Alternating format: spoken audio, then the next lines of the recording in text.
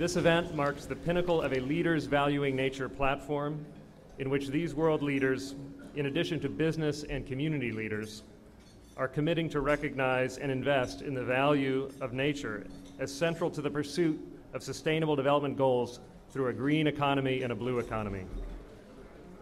Blue economy is our next frontier. Indonesia is ready to advance it in view of our geographic circumstances. The Indonesian marine sector is an important contributor to our food security. The sector supports the livelihood of people and spurs economic growth. Thus, the concept of blue economy is relevant as part of our development strategy. Indonesia wishes to achieve sustainable growth with equity, while at the same time assuring environmental safeguards in marine and fisheries sector. Indonesia is committed to work with the other Coral Triangle countries to ensure that we meet our plan of action. We also must collaborate to achieve progress in integrated planning for our reefs, sustainable fisheries, and food security. Distinguished guests, ladies and gentlemen, the crisis of planet Earth is real. It is our responsibility to prevent the growing ecological footprint deficit and foster its surplus. Only through this, we can achieve a sustainable life. I am pleased to announce that Grenada will co-host a Caribbean Leaders Summit in 2013 with Sir Richard Branson of Virgin United Airlines and also of the UK and the British Virgin Islands. This meeting, which will continue to explore the theme of the value of nature to the region through high-level leadership and the private sector. For our islands, nature underpins all aspects of our lives, our culture, and our livelihoods. This really is an historic opportunity to come together, to bring like-minded countries together, to renew our commitment to the marine environment of our world. Australia is a committed guardian of the oceans for which we are responsible as a nation, and we are a strong advocate for international action to ensure a sustainable future for the oceans of the world. That's why my government recently announced our plan to establish the world's largest and most comprehensive national network of marine reserves, putting more than 3 million square kilometres of Australia's oceans under conservation management. I'm pleased to announce today that we will increase our support for the Coral Triangle Initiative, which has been led by President Yudhoyono. Over 300 million people in Indonesia, Malaysia, Papua New Guinea, the Philippines, the Solomon Islands and Timor-Leste rely on healthy marine environments for food, livelihoods and economic prosperity. The Coral Triangle Initiative is helping empower these communities to sustainably manage and utilise these resources. We will provide a further $8 million in direct support over 4 years to augment the $5.4 million we have committed to date. The funding will provide support to Coral Triangle countries to help them effectively manage and utilise marine and coastal resources and ecosystems. And I'm pleased to announce today that over the next 4 years, Australia will provide up to $25 million to support the Pacific Oceanscape Framework being developed by the Pacific Island Forum. This will fund work to improve coastal resource management, including for fisheries and climate change adaptation, supporting Pacific Island nations to ensure maritime boundaries are internationally recognised, as well as increased assistance to help address the threat of illegal, unreported and unregulated fishing. Australia is proud to be an advocate of the world's oceans, and we are proud to work with the peoples of the world who live near and depend on the marine environment. The oceans of the world feed billions of us. Their wealth generates hundreds of billions of dollars, and hundreds of millions of jobs. They are a treasure we share, a treasure we can only benefit from by working together for a sustainable future. The protection of the environment is a must for a country like Antigua and Barbuda, where our beauty and freshness account for over 70% of our national income. But when resources are so limited, I have to say to my Minister of Marine Resources and the Environment, the Honorable Hilson Baptist, who is here with me today, how can we possibly afford to protect and manage all of this? And I know he would say, how can we afford not to? Herein lies, of course, the dilemma. I think we may now have found a solution. It gives me great pleasure, therefore, to announce here at this important gathering and event that the government of Antigua and Barbuda will, during the next 18 months, establish a trust fund for coastal conservation and adaptation. This is the first fund of the kind in Antigua and Barbuda. This fund will be capitalized through various mechanisms such as debt swaps, revolving micro-loan schemes for climate mitigation and adaptation projects, and through user fees from the management of protected areas.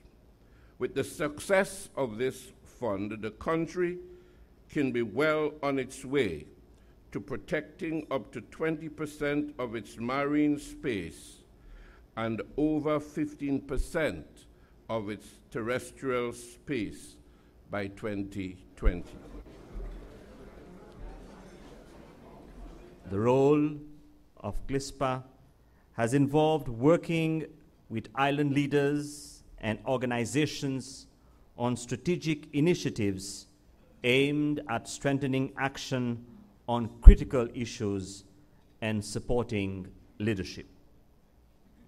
As part of our commitment today, I wish not only to express the Seychelles government's heartfelt appreciation for the work being carried out by GLISPA, but also offer additional financial support to the amount of USD 10,000 annually for the next 3 years. I wish to also announce Seychelles' commitment to a debt swap for climate change adaptation initiative with the support of partners such as the Nature Conservancy. If Seychelles could raise $2,500 US per year for climate change adaptation, it is prepared to engage its debtors and, subject to successful negotiations, commit up to 30% of its marine territory as protected area, with 15% designated as no-take zone. It is important to note that Seychelles has already committed over 50% of its terrestrial area as protected area. Excellencies and dear friends, let me conclude by stating that now is the time for bold decisions if we have to have the kind of future that I know we all want for our people. It is imperative that countries, large or small, work in partnership at the global level for one common cause, that is to create a better future for our people and the next generation while maintaining the integrity of our Mother Earth. I would like to highlight 3 ambitious initiatives that will fulfill key indicators of sustainable development. and ensure that our country's vast natural wealth is safeguarded for future generations. The first initiative is the integrated watershed management in the Magdalena River. The Magdalena River Basin covers almost a fourth of the Colombian territory and is home to the highest number of ecoregions in South America. Actions to be developed in the Magdalena Basin will guarantee the continued offer of safe water for consumption and for ongoing economic development with strategy for integrated planning, conservation, and sustainable use of water resources. The second initiative is the National Strategy to Achieve Biodiversity Net Gain in the context of development projects. The new strategy encourages business to take responsibility for its impact on the environment, helping achieve the wider goals of conservation, wise land use planning, and sustainable development. The third initiative is the Amazon Region Conservation and Sustainable Use Initiative. The Amazon rainforest produces 1/5 of the oxygen and the water in the world. 43% of Colombia's territory is covered with this ecosystem, 86% of which still remains in forest cover. As a government, we're selecting the most strategic biological corridor between the Andes and the Amazon Basin. It includes the largest national park in the country, Chiribiquete, with almost 1.2 million hectares. We are in the process of expanding this park significantly, but we are also launching a project that will address the underlying causes of deforestation with a strategy that focuses on improving governance and conservation and promotes sustainable production systems. I am pleased to announce that the Nippon Foundation is launching a new 10-year dialogue process which will bring together leading individuals from key disciplines and sectors. This process will identify and actively address critical maritime issues. Capacity building programs will also be established in response to needs identified through this process. It is our hope that this initiative will contribute positively to the implementation of international conventions, programs, and commitments such as those made here this morning. On behalf of the Nature Conservancy and together with the Global Island Partnership, I would like to announce that we commit to work with your countries and organizations to help implement your commitments to ensure the greatest benefit for people and the natural resources necessary for sustainable and equitable growth. We also commit to support the ongoing partnerships that demonstrate the vision you are putting forward, such as the Coral Triangle Initiative, the Micronesia Challenge, and the Caribbean Challenge. Further, we commit to support the small island developing states and others in their efforts to complete debt conversions for adaptation to climate change.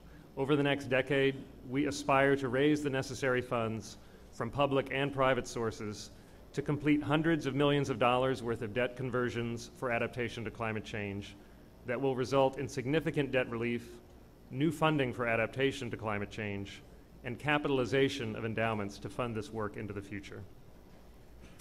We view these initiatives and the commitments that have been announced today as demonstrations of the value of nature in practice and as important steps to help us construct sustainable development goals going forward. Thank you. Your leadership inspires us all.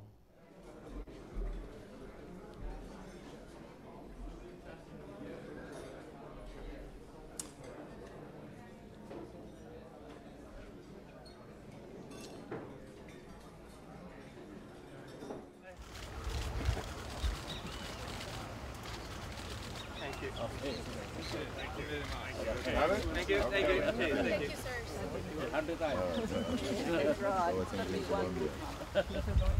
you.